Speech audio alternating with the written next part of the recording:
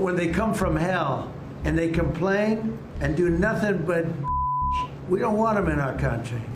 US President Donald Trump went on another tirade, this time targeting Somali Americans, a community that makes up less than 0.05% of the US population. I don't want them in our country, I'll be honest with you. Okay? Somebody would say, oh, that's not politically correct. I don't care.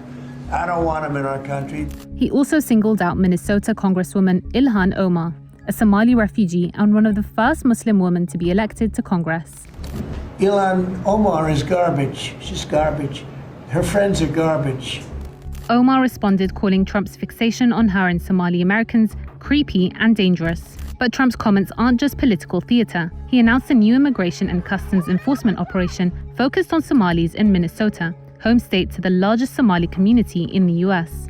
An estimated 75,000 to 80,000 Somali Americans live in Minnesota, mostly in Minneapolis and St. Paul, making up about 1% of the state's population. Trump has repeatedly targeted Minnesota, attacking Governor Tim Walz and claiming his administration enables corruption in social programs, something state officials says misrepresents the facts and fuels anti-Somali narratives.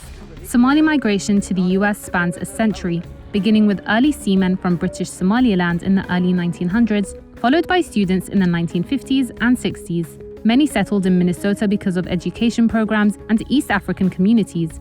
The largest wave arrived in the 1990s and 2000s as refugees fleeing civil war. Minnesota became a hub because of strong refugee support networks, job opportunities, and a fast-growing community. Today, Somali Americans run hundreds of businesses and contribute significantly to the state's economy.